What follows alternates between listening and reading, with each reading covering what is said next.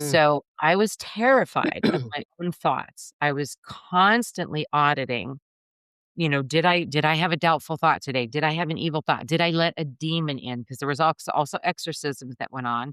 She had all these different, demon of stubbornness, demon of hatred, demon of lust. She named all these different demons. And she convinced us that she could feel in her physical body when someone was backslidden, when someone let a demon in, when someone had an evil thought, like if she had a backache or her legs hurt or she had a headache or she felt overly emotional. Those were all our fault, something that we did. So, the fawning was like through the roof. I mean, That's the fight, like, very yes, common in the voodoo world or the black magic world is that you can cause pain. The doll with the pins. I mean, I can Yeah. pin you and right, then your right. shoulder hurts. So it's very Trigger warning, this podcast contains mature themes and discussions of cults, manipulation, and trauma. Listener discretion is advised. Welcome to Cultimatum, the culture of cults and human trafficking, where we expose the dark side of control, manipulation, and the human stories behind them. I'm Anonymous Andrew, executive producer and investigator into cult dynamics and coercive control. And I'm Melody, a cult survivor and advocate for awareness and healing. This is Cultimatum.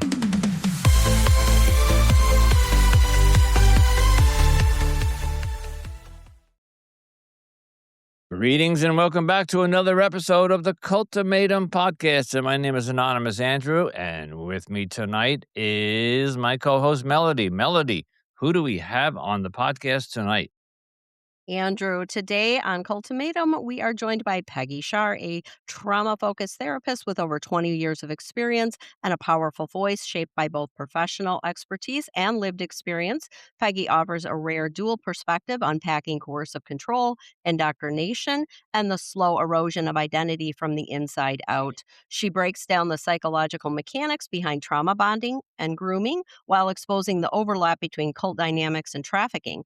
This survivor informed conversation will go way beyond the headlines, diving into the realities of leaving, deprogramming, shame, rebuilding critical thinking, and ultimately reclaiming your own autonomy.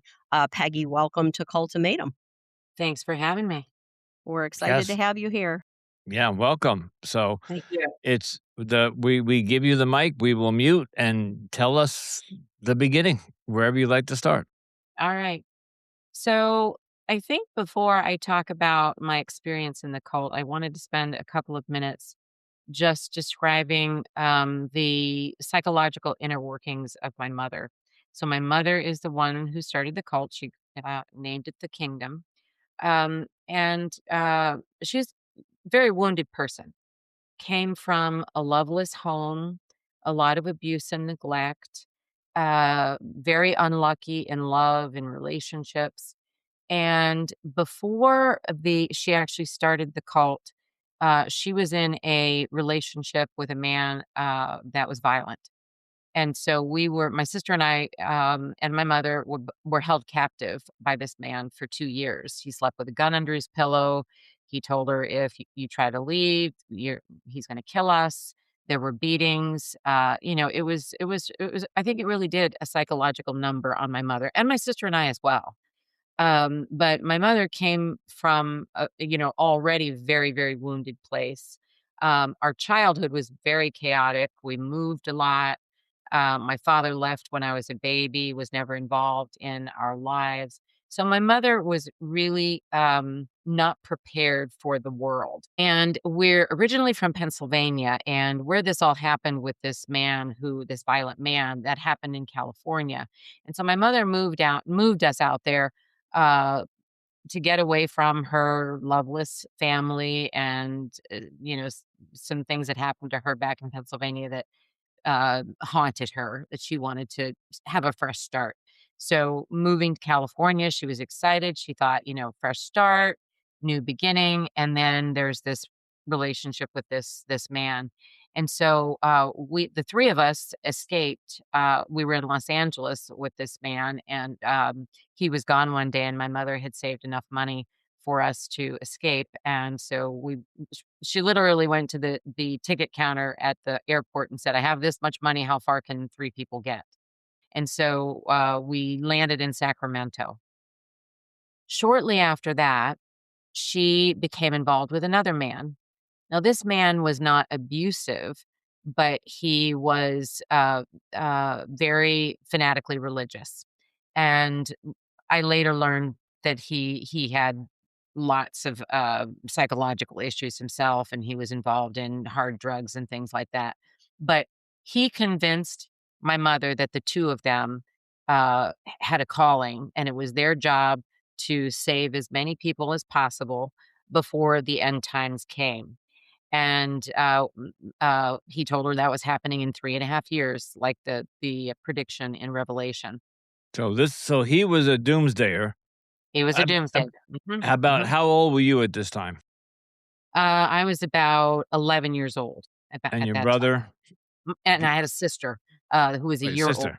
Mhm. Okay. And So I two. should also mention another big wound of my mother's was that she, got pregnant with, a boyfriend back in Pennsylvania, had the baby, and gave the baby up for adoption because she felt like she could barely support my sister and I, and she couldn't feed another mouth. So that was another big wound on my mother. So she was extremely vulnerable, and so this man really, exploited that.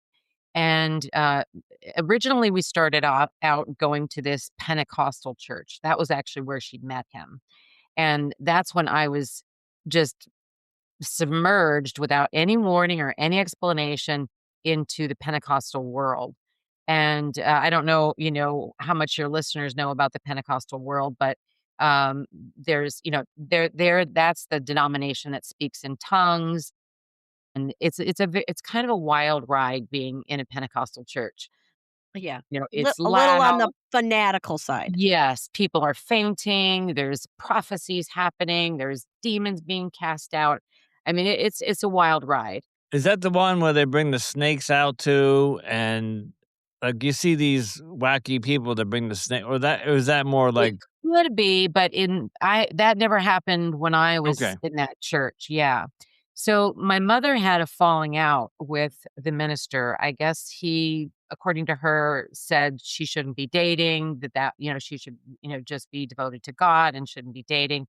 And so my mother's, her attitude was, "Nobody's gonna tell me, I can't date," type of thing. And this is when she was with this man. So I don't know if the minister saw something in him and was warning her. I was 11 years old, so I didn't know, like, the inner workings of what was happening. But after that, then it was what I call church surfing, and this is in my book. So we went to a different church. So we started off in the Pentecostal church going 3 times a week. So it was Wednesday nights, Saturday nights, and Sunday mornings. That's when we went to church, which was a huge deviation from what my life was. Before that, it was, Sunday school maybe, not with my mother because she always worked, nights. She was a waitress and always worked nights, so she was never able to go to church on Sunday mornings, but sometimes, she'd give my sister and I some tithe, and we'd walk to church. Sometimes we'd deviate and go to the candy store instead. So, but my life was just completely transformed once this man came in the picture. Then, like I said, she had a falling out with the minister, so we stopped going to that church. Then we were church surfing, and it was so incredibly embarrassing for me because I knew we would go to these churches, and my mother and this man, his name was Buddy, that was his nickname. They would look for opportunities to kind of take over, stand up and holler and argue with, whoever was preaching. We were thrown out of churches many times. So it was uh I don't even know what the right word is, but for an 11-year-old, it just turned my life upside down.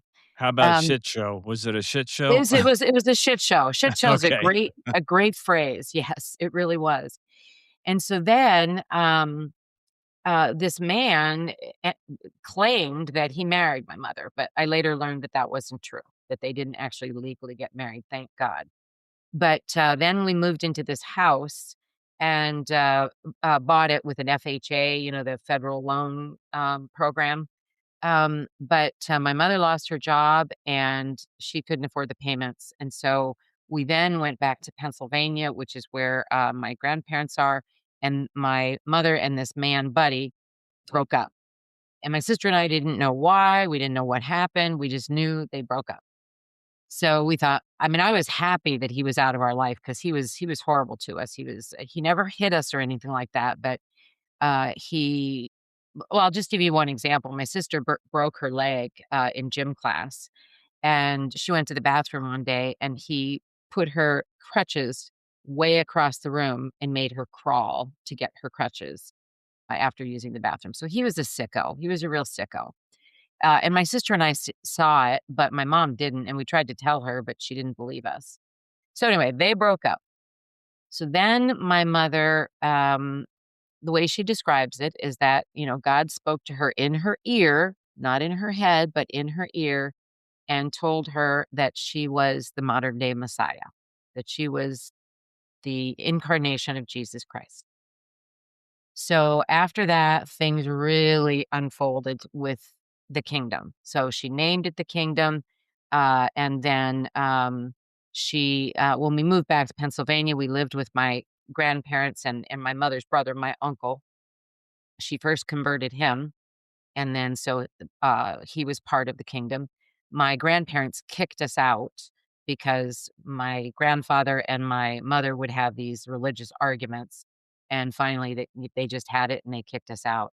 And so after that, it was moving from place to place and finding converts. We would street preach. She would send us out and tell us we were supposed to say to people, Jesus is coming. Are you ready? And the idea was if somebody bit, then we would bring them home. My mother was this great cook.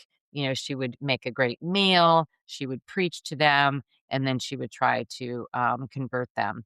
And I would say she was successful 100% of the time. Question. Always, yeah, they were Question. hooked every time.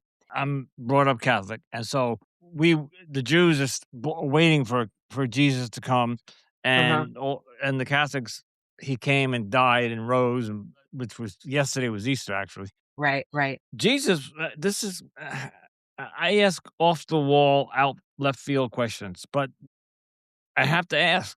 Jesus was a male.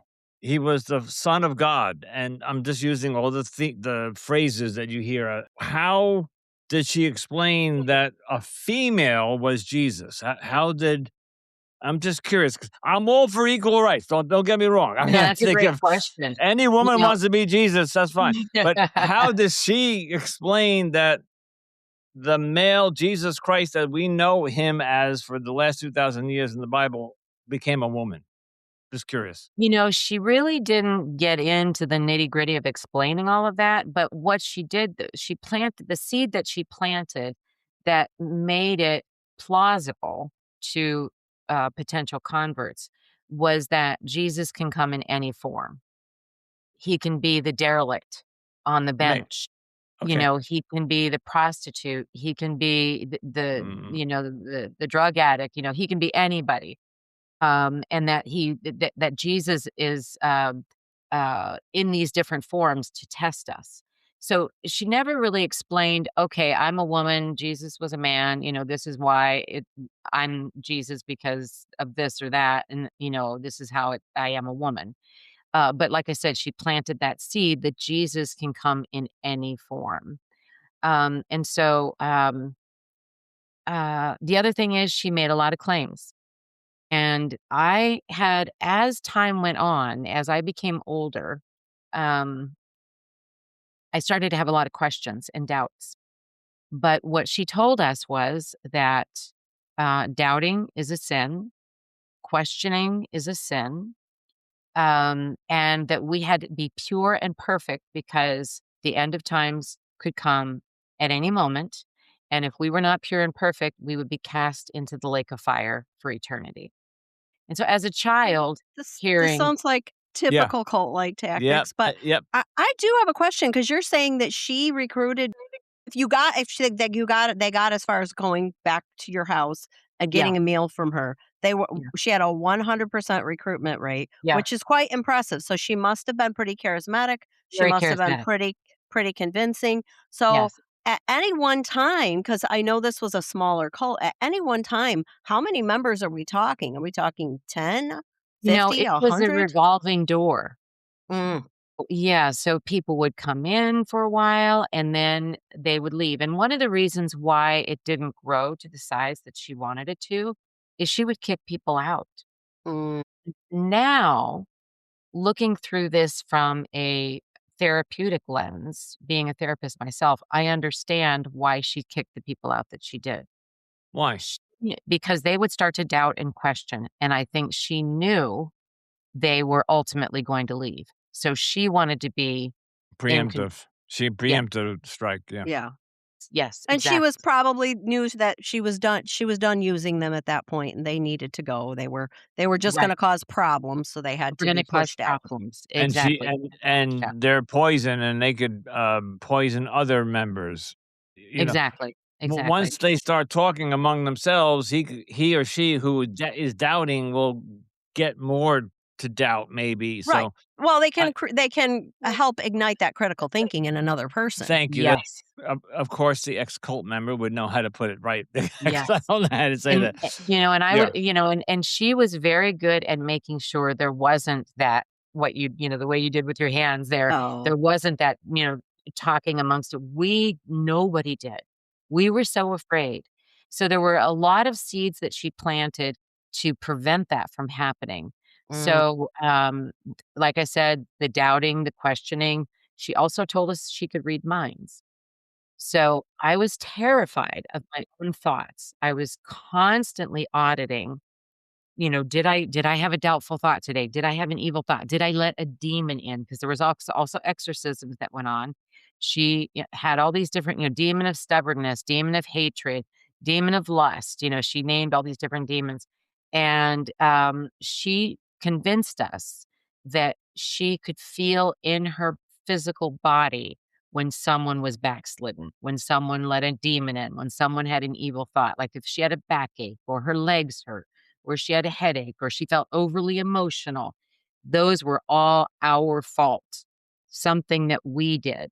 So, the fawning was like through the roof. I mean, That's the fight, like, very yes, common in the voodoo world or the black magic world is that you can cause pain. The doll with the pins. I mean, I can yeah. pin you and right, then your right, shoulder hurts. So it's very common. Sounds like your mom picked Melody and I always talk about this. There's a book out there somewhere about how to run a cult, and they have lists. And sounds like a lot of the cults use the same tactics, but they pick from column A, one from column B, one from column right. C, and that's their cult. Sounds like your mom did very similar things. She went to the fountain of cult tactics and pulled a few out because it's the more you talk, the more it is becoming a cult. Question: how did she? These people all stayed at your house, or was there? Did she rent a building? No, we moved around quite a bit, but, they people would come and live with us. Some people didn't live with us. Some people lived on their own and then just would come, nightly, to hear her preach.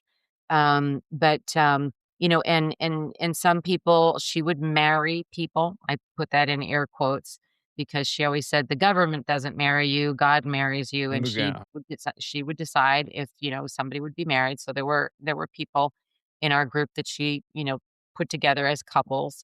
sounds like Um, Reverend Moon. Well, and I actually was one of them at 15 years oh old. She gosh. married me to another 15-year-old boy. Wow. And I was madly in love, I thought, and, she kicked him out, and I was devastated. I was devastated, because here I After thought how long? not very long, not very long. We were in Florida when we met. He lived across the street with his grandmother, and I should mention also that to the outside world, we looked just like a normal family, Right. and my mother would do things like, cut up vegetables and take them to the neighbors, bake bread and give them to the neighbors. we had a beautiful yard. She was very, aesthetics were really important to her. Work ethic was key to her. Everybody had to work. I mean, I started, well, that's the other thing I should mention is once she started the kingdom, there was no more school. So she took my Oh, sister and I out of school. And so I oh, never went to high school. My sister went to ninth grade and then, was taken out after that. So, the other thing that went on, I don't know, is this gonna be on YouTube? Because I know YouTube has some. yes, yes, it Oh, will. it is. The audio version will be, yeah. Yeah, Okay, well, there's no video, but the audio, yep. okay. Okay, so there was some, hitting, uh, of children. I'll put it because I know that one word that one phrase is, YouTube doesn't like that. So, to get demons out.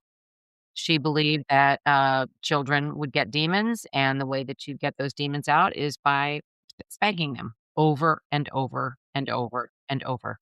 So, the children in our group were always bruised.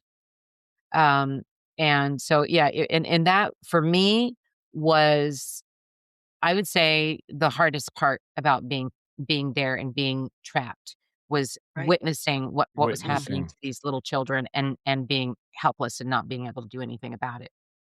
Yeah. Well, there was a second part to my question about where she was holding her services and her lectures, because I was also curious how. So every cult or every religion has a tithe. You have to put in money. So whether it's the Catholic Church or whatever, you donate money from your paycheck, whatever, and to the organization. Did she do that? Like, So the way there was no tithing, the way it worked was that anybody who lived with us just gave her the money that they earned. So we all worked and Let me all clarify, that all of it? all Not of it, just a portion? All all of of it, it. Oh, all well, of it. Yeah. she was really charismatic. I mean, Yeah. well, So we, 10% is not going to go very far. So yeah, no, no, no. so the people who lived with us, they had jobs and everything was just pooled, and So my mother managed the money. and they handed Yeah. over their paycheck. Yeah. Yeah, well, but she Yeah. wow. also fed them and Yes. and put a roof over their heads, and they had Right. electricity and water and, Right. whatever else. Right, and then they had to mow the lawn and Right. Yeah, Exactly. clean the yeah, bathroom and all yep. that stuff And too, my so sister and I, who were children, but, she had to lie about our age, and, she had justifications for that, unto the pure, all things are pure, so telling lies was not against it wasn't a sin, but it was because probably she a can. sin to lie to her, right? Yes. Oh, Oh, yes. just Oh, just to yes. clarify, because Yeah. usually those rules don't apply when you're talking about the leader, but when That's they're right, that's talking right. about the members, Yes, okay. that's Again, right, that's right. Yeah, we were not allowed to lie, but she could lie. do as I And say, not as I do. I keep Yeah, hearing this over and exactly, over again. exactly. So I was 16 for about 4 years, because, you can drop out of school when you're 16. But my sister and I, my mother would go and find jobs for us. So we cleaned houses, we painted homes, indoor and outdoor. We, mowed lawns, pulled weeds. I mean, we worked. I don't know if you know anything about, Iowa and Nebraska. We lived in Iowa for a really long time. That's where we settled, ultimately, but, It's corn country. yeah, in the summertime, my sister and I would, detassel the corn, Mhm. and they call it walking beans, where you walk the beans and cut the weeds. So, and my sister and I never saw a dime of what we earned. That was all. No. I mean, in fact, there was never even any, "Here's your paycheck." It just was given to my mother. So my sister and I never saw a dime of anything that we earned. But It was but all. So, so she clearly labor trafficking. Yeah. Yes, yes, yes, yes, that's exactly what it was. Mhm. well, I'm only gonna push back a little bit here. You were fed and what Yes. when I was 15 or 16, my dad said the same thing. He said to me, "Go out and get a job." And I was in an upper middle class family, but he said he caught me playing video games after school one day. He said, "Nope, no, no, no, no, no. You're gonna go out and find a job." And I did. I found a job at a landscaping place, and it would happen to be in the winter. And I went down and I sold Christmas trees and put them on people's cars, and then whatever. So But did I he let don't. you keep the money? that you earned? Didn't you keep the money? I don't remember. It Because dep I babysat as a teenager, but I kept my money. Yeah, My parents didn't take my money. That was I was it was my job. I did the work but and I got the money. there are a lot of families, forget cults, that make the children do chores. So, and especially in the farms, when you grow up on a farm, you learn how to farm. You're out there from 5 in the morning till 5 at night doing farm work, whatever I you're did farm work growing. too. Yeah, She okay. found us work on farms as well. So So, But you didn't own a farm. She put you to no, work at a farm, and then yes, she had those farmers pay her for the work right. you and your sister were doing. That's right. That's right. Yeah, Right. yeah, Which yep. is different. Mm-hmm. Yeah, okay. yeah. All right, all right. So, getting to the point of where I got out. So, um, when we settled in Iowa when I was almost 16, the 3.5 years had come and went. So the end of times didn't come. So her prediction didn't happen. And so she said, well, God told her what we're supposed to do is just, and by that time, everybody except for the family was gone. So we had no more converts outside of our core family. And so she said, our job now was to find mates and produce offspring and wait for his coming. So What that's what my sister, what coming? Because the coming passed. right, Oh, right. So the next coming is going to be, he's going to be a thief in the night and he's going to surprise us. So we have to be ready. So the new And so date is no date. there's no date, right? There's no due date. So, and you know, I wanted to think that through. I wanted to use that word. I wanted to deconstruct that, but I didn't because I was so afraid she would read my mind. I was so afraid that I would be put in the hot seat. So when she preached, and it was always at home, she didn't have like a church building or anything. It was always in her home. People would come, we'd gather around in the living room. She would preach, and oftentimes she would gather us together because she felt something in her body. And she said, somebody has sinned. So we need to come together to determine who among us is the one who has sinned. And sometimes we would be up till 2, 3, 4 o'clock in the morning until someone would repent, because that's what she was looking for, someone to repent. And so I was always terrified that I was going to be the one that was accused or that was put in the hot seat. So going back to what I said earlier, uh, I was in high fawning state. So, for your listeners, the four responses are fight, flight, freeze, or fawn. And for children who are in dangerous situations, fawning is often the go-to because you can't run. I mean, I couldn't leave, and you can't fight. And freezing is definitely part of it as well, but there's a lot of fawning that went on. And by the way, I should mention that I never considered myself immune to being kicked out. So there's something called third party abuse. And that's when you witness others being abused, and then your body reacts just like sure. you're the one Yeah. being abused. And so when I was watching people being kicked out, I was filled with fear about being kicked out. And even sometimes when we were on the road, because we were on the road sometimes, I would think she could kick me out and just leave me by the road. And I would have fearful thoughts like that. So my goal was to be perfect. My goal was to keep my thoughts pure and to, always be in her good graces because I didn't want to be kicked out. And there were other things that she did too. She made people fast. She made people isolate. One time, there was a man who confessed to oral sex, which she said was a sin, and he was exiled to sleep in the garage for a week. So, and this was Why in the middle of fall. would he just came out and went to your mom and said, I did a sexual thing? I mean, the way No, Maybe it it that was was she it was during one of the interrogation That's what I was gonna say. nights. Maybe it was one of those late night confessions and he Yes, that's what it repented. was. Yeah, it was one of those late night confessions where we were for hours and hours. accusing people of things. People are, saying, no, it wasn't me, and somebody among us has sinned. Who is it? So he So he raised confessed. his hand and said, Yeah. "I, Yes. Yes. But then he argued. He said, she's my wife. I should be able to do whatever I want, of course." type of thing. My mother was not having that, so he was exiled to sleep in the garage. And this was out in the country, and so the garage was one of those big ones that tractors fit in, those big huge garages. This was not like a heated, comfy garage. This was she gave him a blanket and a pillow at least.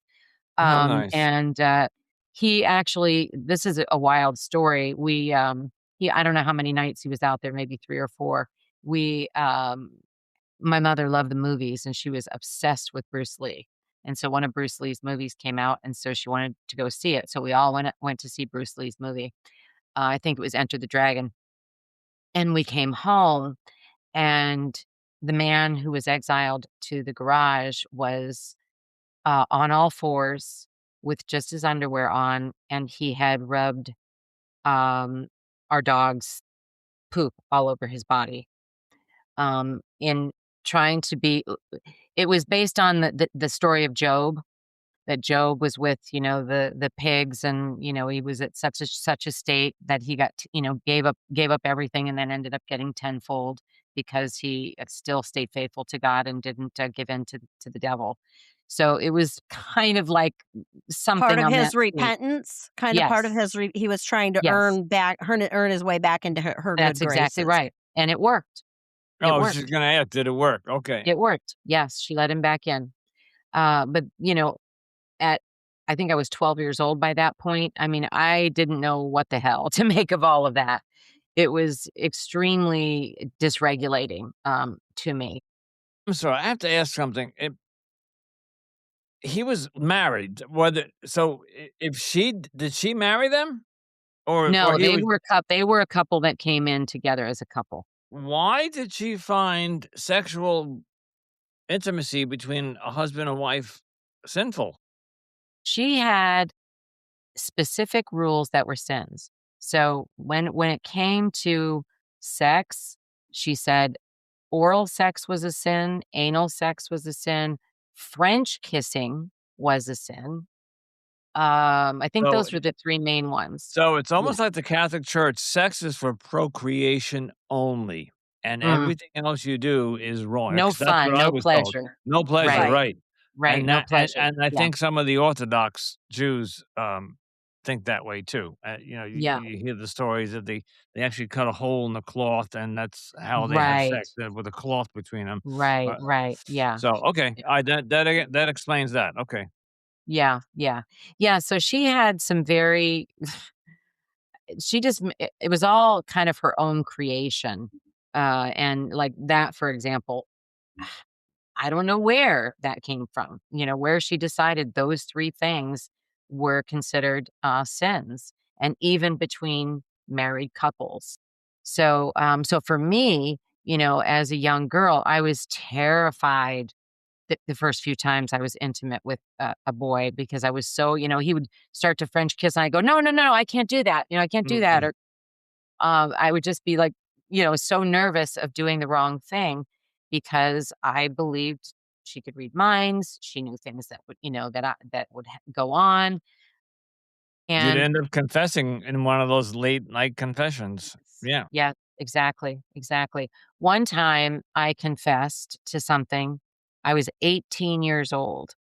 She turned me over her knee and spanked me in front of everybody. That was my punishment. Those are probably one of the most devastating experiences of my life. Well, that's very humiliating, and I'm sure Mhm, that was the intention. Especially at mhm, 18. mhm. It's Yeah, like, at I mean, 18 years old in front of everybody. We'll be right back after a quick break.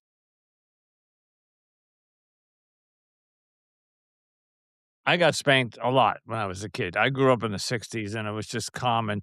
Wait till your dad Mhm. gets home, and he whips you with the belt because whatever I did. That's 12, 11, 12, 13 at the most, but 18? No. My dad tried something at 18 because I did something, and never mind. Was she I wanted to ask this before. All this story you're telling, she was single? She did not have a man in her life? No, there was a man that came in the picture. So I already told you about the first man, Buddy. So when she said, "Okay, we're not looking for any more converts. Our job now is to find mates, produce And offspring, procreate. and wait for the end of time." My mother was not going to procreate because she had a hysterectomy when she was 26. But she reconnected with the man she had the son with, the one she gave up for adoption. She reconnected and married him, but they had a very tumultuous relationship. He would leave her, and things would blow up, and she had him in the hot seat a lot for letting in the demon of laziness, letting in this demon or letting in that demon. And he argued with her a lot. He pushed back. And so I he would would. leave. He would leave. He was from Pennsylvania. He would leave and go back to Pennsylvania, or at one point New York. And so then she started chasing after him. So she would go back to Pennsylvania for a while. She'd be gone for a few months, but she would still keep control of us. She would call on the phone and she'd say, "I can feel it in my body. Someone has sinned. It's time to get everybody together." And her brother was her right-hand man. Her brother was the one who would, lead the gatherings. And by that time, my sister had married, I had married, we had kids. Um, my uncle had married. They tried to have kids but couldn't. But she still So kept her brother, your uncle, all these family members all sided with her. Like they went with this whole thing. They went with the whole thing out of fear. So I'll get to the part now where I decided to leave. Good. So Okay.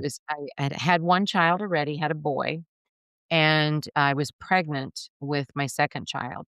And my mother was back east chasing after that man during the time that I was pregnant with the second child.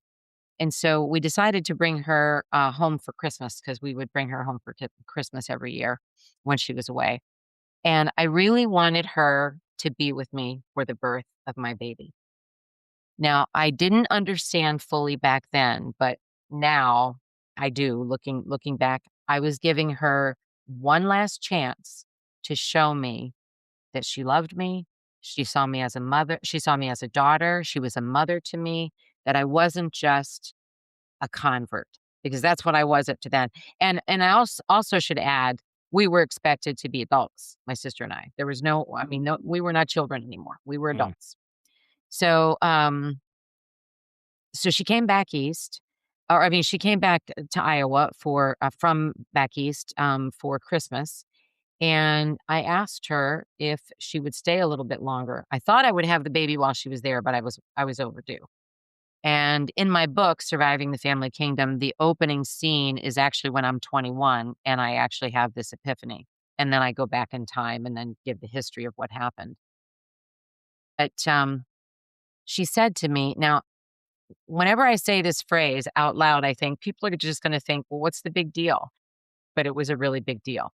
So I asked her, will you stay a few days longer when I have the baby? I really want you to be here when I have the baby. And she said to me, "Well, honey, I really want to get back because I miss my friends." And I thought to myself, you miss your No, friends? that's hurtful. What? She's the grandma. She'd want to be there for the birth of her second well, I don't know how many grandchildren she had at that point, but Yeah. I mean, there was that. Plus, I thought you were Jesus. I thought the end of times was coming. Who are Right. these and friends? you What? wanted us to procreate, and here I'm popping one Exactly. out, and you're not going to be here. Oh, And you jeez. show no interest. You want to get back to whatever life it is that you have back there. So it's like she was living this double life. It's like she was, had friends and worked and, was chasing this man or whatever she was doing. But And here how old we are you are, at this point, Peggy? How old were you when this all 21. I was 21? 21 by Okay. that point. So here we are, holding it together, being perfect, being pure, making sure that we don't have any evil thoughts, making sure that we don't sin. And you're back there doing whatever, living it up, living life, whatever. And that was the moment. That was my moment where I said, this is bullshit. I'm getting out. The other thing I should mention is I started to have a lot of trepidation about my children. Like, what's life going to be like for my children? And Sarah, here I was having I had a 1-year-old, and here I was having a second child, and I didn't want my children to live the life I lived. I didn't want my children to be abused. I didn't want them to live this I was so isolated from the world. I didn't have friends, didn't go to school. You didn't go to Uh, school, right? Yeah. no. No, I didn't do any, and there was no prom, there was no, none of those things happened for me. And I really wanted those things for my children. And so, that was also brewing in me, during this That time. motherly instinct, Mhm, and I think mhm. that certainly I mean, I think we all go through that when we have children. We kinda dissect what our parents did and decide what we, want to take from that and what we don't. Like, "Oh, I'm not Mhm. gonna do this, I'm gonna do that." And you were hoping that you wanted to have that choice to raise your Yes, children your own way and not your mother's way. that's right, that's right. And, my mother was heavy-handed. Like I said, the kids in the kingdom had black and blue bottoms all the time. I mean, all the time, So you know? how talk us through how you literally escaped, 'cause we Yeah, learned in Yeah. the so word is leaving a cult is not leaving it, you escape. yes, Is yes. So what I did was sometimes. I kept those feelings to myself, waited for her to leave. So we saw her off, took her to the airport. My uncle took her to the airport, and I went to bed that night, and I said to myself, I am going to open my mind and let myself think whatever comes to my mind. I'm no longer going to quash anything. Laid awake all night long. Well, first of all, I was over 9 months pregnant, so you don't sleep when you're that pregnant. So I just was, it was like a movie reel in my mind going through all the years, the abuse. I mean, I mean, people would come with us. For example, that man I told you about that she exiled to the garage, she eventually kicked him out, and his wife stayed with us and went with us to California because at one point my mom had this epiphany, she said, that she was supposed to rejoin with Buddy. So we loaded up a van and got a trailer and loaded up all of our stuff and took the converts that were still left with us and went out to California and met up with Buddy. And then she said, no, no, no, no, no, there's something wrong with him. We got to get away from him. And I should say that when we were in California, some really bad things happened. There was even an attempt on my mom's life. We were held at gunpoint when this family showed up to try to prevent this woman from coming with us, a family member. They showed up with guns to try to prevent this woman from going with us. I mean, it was just wild, wild, wild stuff. So anyway, back to my getting out, my escaping. So we saw her off, took her to the airport, and I went to bed that night, let my mind think whatever. And I said to myself, as soon as my husband wakes up, I'm going to tell him I'm leaving with or without him. So I couldn't wait for him to wake up because I was just eager to start my new life without all of this craziness, all this madness. And so he woke up and I said, I've been up all night thinking. And I said, I'm leaving the kingdom with or without you. And he's like, well, what do you mean without me? No, if you're leaving, I'm leaving. The only reason I'm in the kingdom is because of you. And so then that night, And so he's another right. thing that yeah, He's right. yeah, another thing that my mother did when she was back east was another way of controlling us was we all, and some people might think, well, that's a sweet little thing. We all had to get together and eat every night together. But a lot of times the eating together was because she wanted us to get together to find out who had sinned. And I should say that even though her brother, my uncle, was considered the right hand man, he was the one who was in control when she was away. He never excluded himself as a person who could be the one who sinned.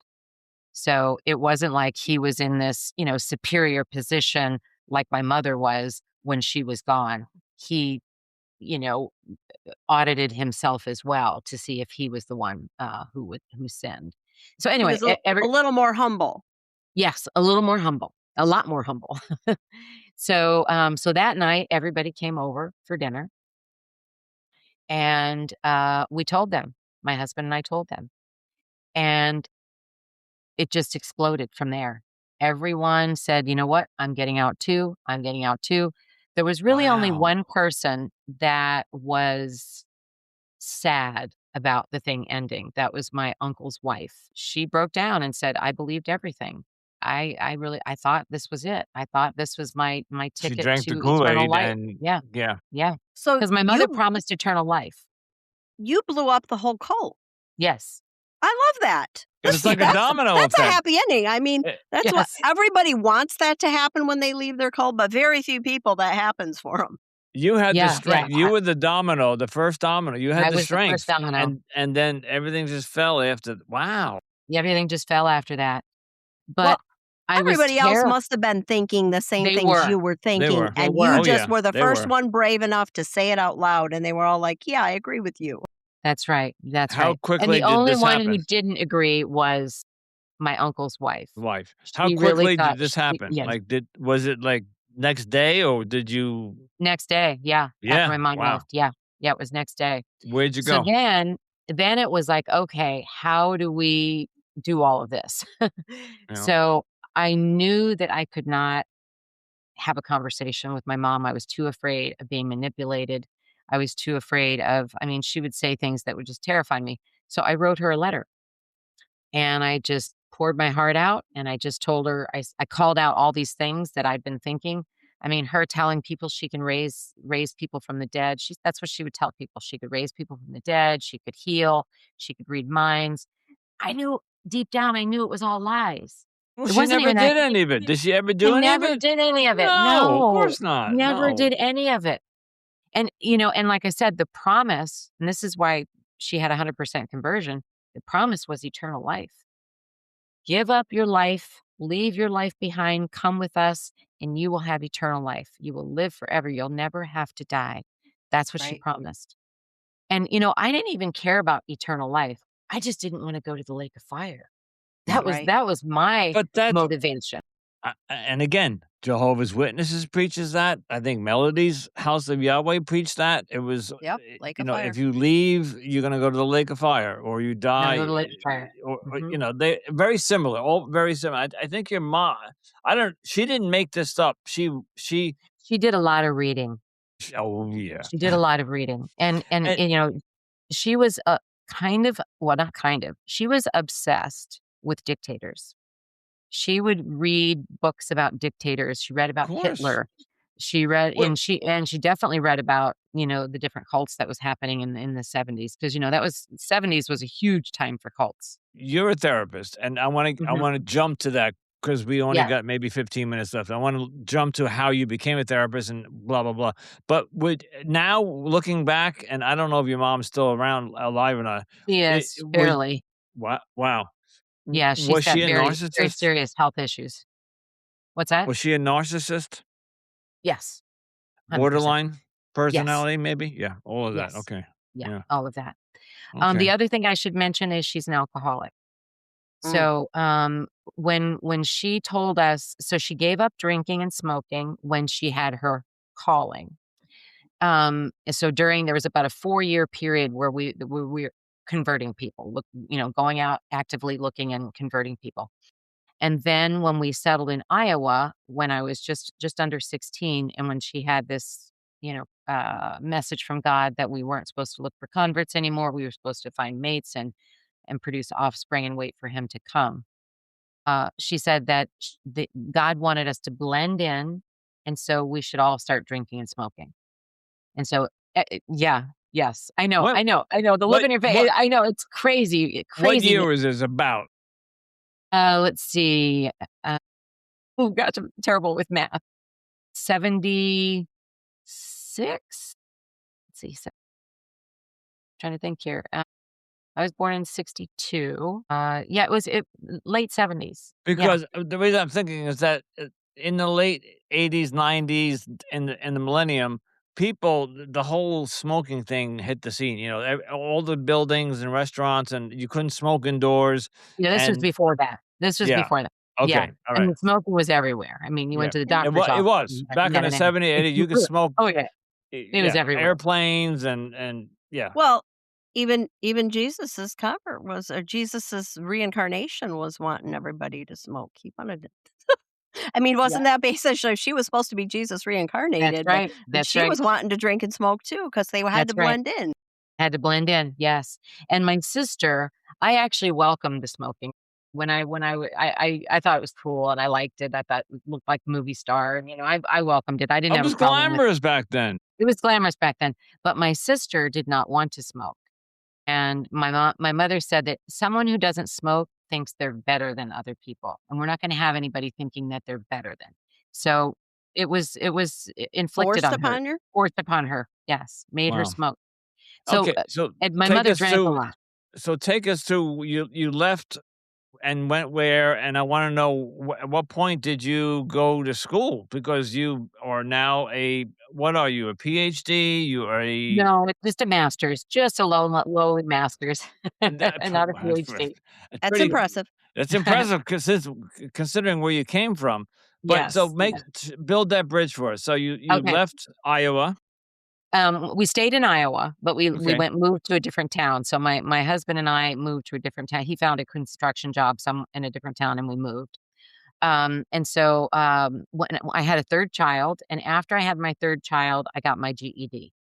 And I Okay. just kind of tucked away my desire for higher education because I had 3 kids. There was just no way I could do that. Ultimately got divorced. My, ex-husband, was a drug addict, and, after he kinda kept it under wraps. I mean, that was one positive thing about being in the kingdom was he didn't do a lot of that.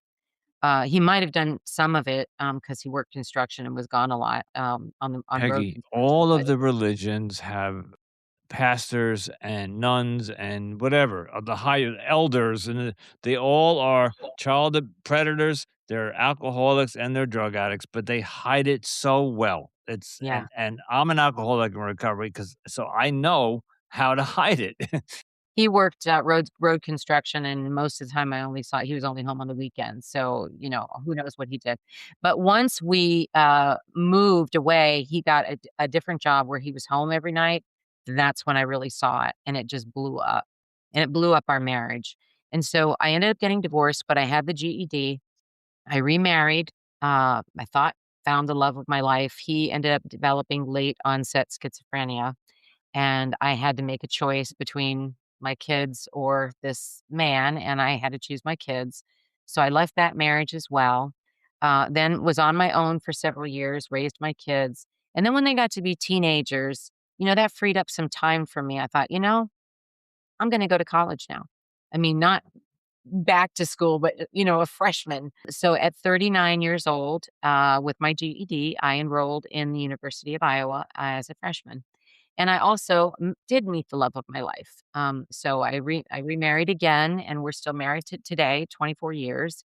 And so I Good just for went you. straight through. I got my bachelor's, then went on to get my master's, then went on to get my 2 years of training, and then eventually I was a pediatric psychotherapist for 5 years, and then decided I wanted to see adults only, and then switched over to adults, So and then your eventually over the better specialty kind of years. is in what? Trauma.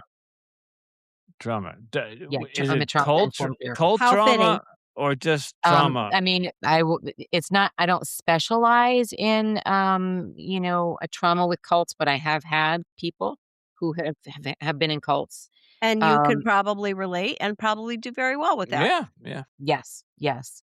And, it's not just the trauma from the cult that I Right, experienced. There was just right. the 2 years with the violent man, there was just a lot that I experienced. So, there's very few things that people bring to me that shock me because Yeah, I've seen so much Oh, and I've been yeah, through so much. yeah. And that's even not after, surprising. we didn't get into the deconstruction because I know that, we're just about out of time here, but, I was just flailing for several years, really not knowing what to believe for a long time, but eventually I did settle on my beliefs. Well, hey, that's a good time for your question, Andrew. Okay. That's a good segue for your I question. absolutely.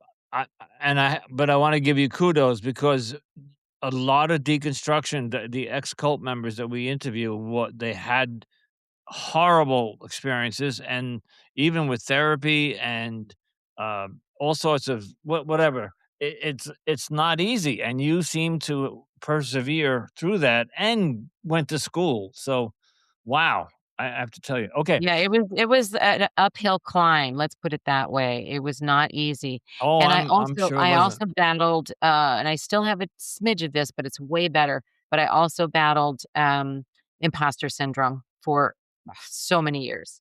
You know, Of of of what?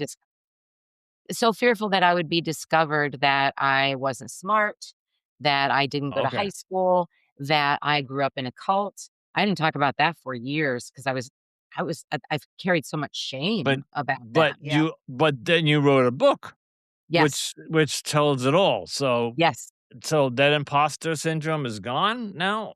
There's a little smidge of it Okay. left, but pretty Yeah. much pretty much gone. There's a tiny smidge left, but, it's I think most people who have imposter syndrome are never completely cured of it, especially when the foundation just isn't there. I mean, there No, just wasn't especially a when foundation. it was with you as a child, so Yes. okay. You didn't get so here's my question, because we both Melody and I both ask a question. So, you didn't get into too much about what type of religion your mom preached. She just seemed to preach about no sinning, no oral sex, no whatever the people had to confess at night.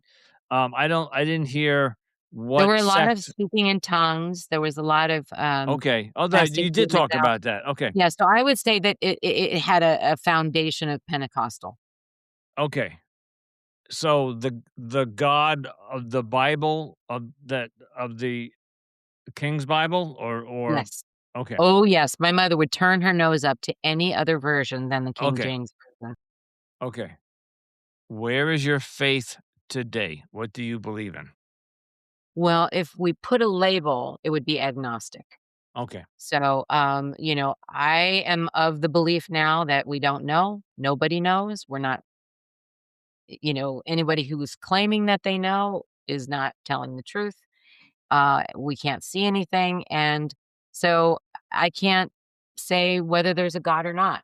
Maybe there is. I don't know. But as far as the way I live my life like this is it, not for the afterlife, not for what gifts I'm going to get later if I'm a good person now. I'm just a No good lake person of now. fire, no Yeah. 74 I virgins don't in believe it exists. heaven. I don't believe there's a Okay. devil. I don't believe there's the lake of fire. I don't believe in heaven. I don't believe in hell. I think those are all human constructs for control. But I will Yeah. say that I went through a very new agey phase for several years. I don't know if you're familiar with Fairfield, Iowa, but Fairfield, Iowa is the hub of transcendental meditation. So I Mm. Familiar landed with there. Yeah.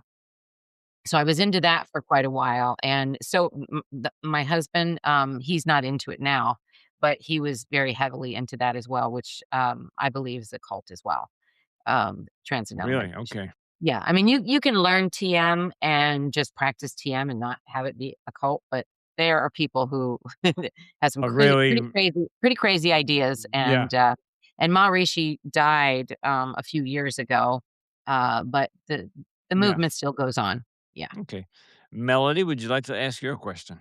Yes, if there is anybody out there in a similar situation, which your situation's pretty unique, but let's say just along the lines of being in maybe even just a family run cult, that might be listening and starting to have doubts or starting with that critical thinking, what would be your words of advice to them? I would say that trust your instincts. That voice that's there that's saying something's not right. This doesn't feel right.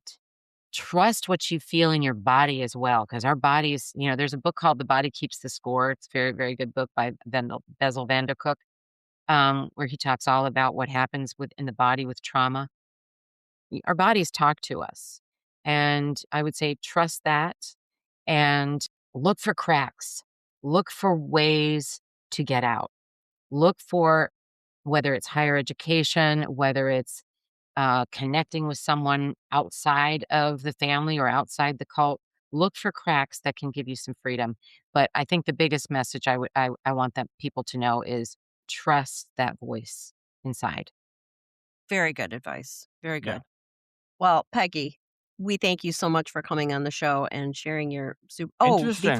before we go, there are one more question. Can you share the title of your book with our audience Yes, as well? yes, and I have it right here. And I have a question that I think we all forgot about. Go ahead. Oh, okay. Okay, so it's called Surviving the Family Kingdom, and, right now, it's just available on Amazon, but eventually it'll be in bookstores, but right now they can get it on Amazon, Surviving the Family Okay. And we'll Kingdom. put that in the And show that will notes. be, yep, link in the show notes. So Thank you. thank you. You mentioned it twice. Last question, and then we say goodbye. You have a sibling that was Yes, put up for adoption. Have you yes, ever sought them out, or do you know? yes, so the man I told you about, that fathered that boy, he, passed away of cancer, and my mother went to the funeral. And his mother gave my mother a newspaper article about her son and said, "I didn't want this," because she said she had cancer and she was gonna be dying too, and she didn't want that knowledge to die, so she gave my mom that newspaper article. She didn't do anything with it for years, and then finally, she found the parents somehow. I actually called and had a conversation with the mother, and the mother said that he didn't have questions, he never had curiosity about his biological family and no interest, and my mother left it at that. She didn't do anything more. But and neither did you. So you have no contact with them?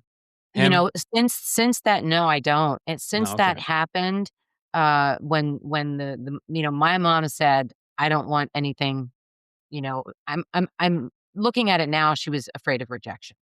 So, Mm. she was afraid if she contacted him, he would reject her. So she made me promise not to contact him, so I didn't. And at this point, I'm not even in contact with my mom, so I don't even remember, like, where, How old is she her now? number or anything. He was born when I was 4, so he No, would your be mom. How old is oh, your my mom mom? is 83. Wow, okay. Yeah, and she's got, severe COPD, so Shock. not in good health at all, from the smoking Might and be things. from that smoking Yes. that she so encouraged. Shock. Yes. Yes, absolutely. Oh, goodness. Peggy, Yeah. wow. I just it's wow. That's all I can say. Just Yes. a Very, amazing very story. unique and interesting Very story. unique, And very Lots of amazing, thank layers. you. and Yes, lots of layers. I just think that you persevered, and to grow up like that and see what you and go through what you went, and then now you're happily married, and you got I'm guessing your 3 children are adults and all doing well, And I have a grandchild. and Oh, there you awesome. go. I have a Wow, so granddaughter, 4-year-old granddaughter.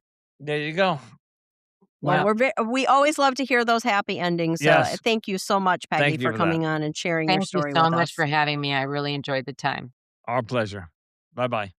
And once again, we want to thank Peggy so much for coming on the show and sharing her super unique story and experience with us. Wow, what it's Yeah. actually very inspiring story, really. I mean, I was Oh, impressed and absolutely. yeah, and she's just come from so much, persevered through so much and really come a long way, and And I love that she's still out there sharing her story, wrote the book, all of a that stuff. and I meant to say this to her after we recorded, and I'm gonna say it now so she can hear it. She said she told us when she was born, right? So she said 1962. And again, audience, I know you can't see us, and you only hear us, but we see the guests, Right. I see Melody, whatever. Peggy, I would have sworn maybe 45, maybe, Yeah, she yeah. she does have a very young look, I will agree with I that, was yes. born in '60, so I'm not gonna just say the age. You do the math because I don't Right. want to say what her age is, but do the math. Peggy, you don't look your age. You look No, so much younger, and no, wow. I So agree. Yeah, whatever the trauma you went through, whatever you're doing to keep your body and your health, you're doing a yeah, great job. So absolutely, but absolutely, and yeah, And just to your point, Melody, I thought the story was just fascinating. I was on the edge of my seat. I don't know if you saw me, but every Yeah. time she said something, I had a question down. I got my yellow little stickies here, Yeah. and I'm writing all these questions down. So, no, Yeah, great. it was a super interesting episode, and I think it will definitely resonate with our listeners, absolutely. So, once again, thank you, Peggy, so much for coming on the show. We do greatly Yeah, appreciate it. really. Thank you so much. As always, thank you for listening to Cultimatum. We truly appreciate your support as we work to expose the truth and highlight the voices of these survivors. If you're enjoying the show, please take a moment to rate and review us on Apple and Spotify. It helps more people discover the podcast, creating a greater awareness. And don't forget to follow, share, and keep tuning in to our latest episodes. You can also follow Cultimatum on Instagram, TikTok, Pinterest, and YouTube for extra content and updates. And be sure to join our Facebook community, Cultimatum Podcast, where we continue the conversations and keep you posted when new episodes drop. And if you're a cult survivor looking for additional support and connection, we invite you to join the Facebook group Cult Escape and Healing. You can also find more information about the show, including our full legal disclaimer, on our websites at cultimatumpodcast.com or anonymousandrewpodcaststudios.com. And if you have a story related to cults or human trafficking that you'd like to share, you can reach us at cultimatumpodcast@gmail.com. And if you'd like to support the show, you can do that by using the link in the show notes called Buy Us a Cup of Coffee. Your support helps cover production costs and allows us to keep bringing these important stories to light. And as always, stay safe, stay informed, and remember, you are not alone.